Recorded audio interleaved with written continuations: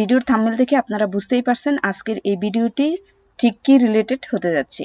ওকে, আজকের এই ভিডিওতে আমরা দেখব কিভাবে হচ্ছে একটা ফোল্ডার আমরা লক করে রাখতে পারি। মানে আমি আপনাকে ফার্স্টে দেখাই যে আমার ফোল্ডারটা আমি চাইলেও ওপেন করতে পারতেছি না, আমি ওইরকম সিস্টেম করে রাখছি, লক করে রাখছি।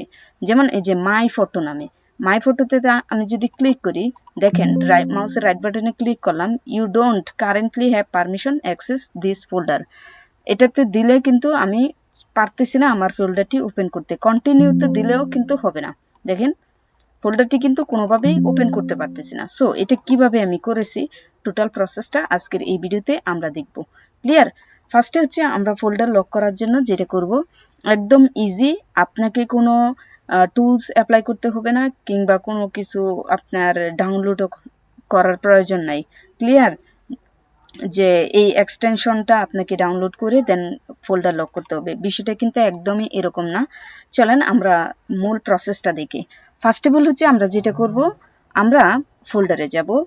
ফোল্ডারে গিয়ে আমরা সাপোজ কোনটা আপনাকে দেখাবো, ধরেন স্ক্রিনশটটা আমি ওপেন করি। এটি কিন্তু আমার কি হয়েছে, মানে অলরেডি ওপেন হয়ে গেছে এক ক্লিকেই। এখন আমি এটা চাচ্ছি যে লক করে রাখার জন্য। লক করতে হলে ফার্স্টে আমরা মাউসের রাইট বাটনে ক্লিক করব। মূলত যেই ফোল্ডারটা আমরা লক করতে চাচ্ছি এটার উপরে কার্সারটা রেখে তার মাউসের রাইট বাটনে ক্লিক করব।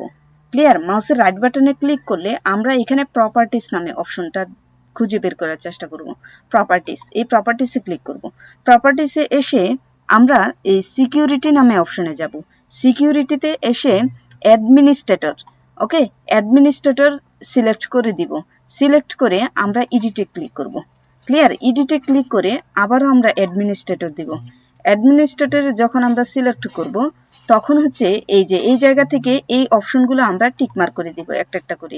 ক্লিয়ার? টিকমার্ক করে দিয়ে এখন আমরা কি করব, অ্যাপ্লাই দিয়ে দিব।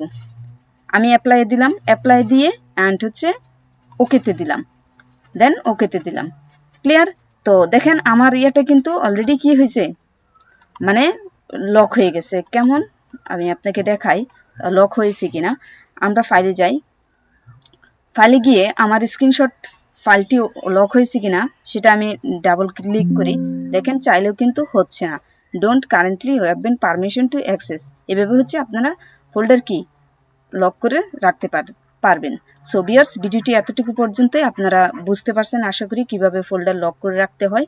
আপনি চাইলে যে কোনো আপনি ফাইল লক করে রাখতে পারবেন আপনার যেটা প্রয়োজন হয়, পাসওয়ার্ড দিয়ে, কিংবা আপনি যদি চান যে পিকচার আপনি লক করে রাখতে, কিংবা গুরুত্বপূর্ণ ডকুমেন্টস লক করে রাখবেন এবং হচ্ছে পাসওয়ার্ড দিয়ে দিবেন, তাহলে ইজিলি এই জায়গা থেকে আপনি করতে পারবেন। ক্লিয়ার? সো ভালো থাকবেন, সুস্থ থাকবেন।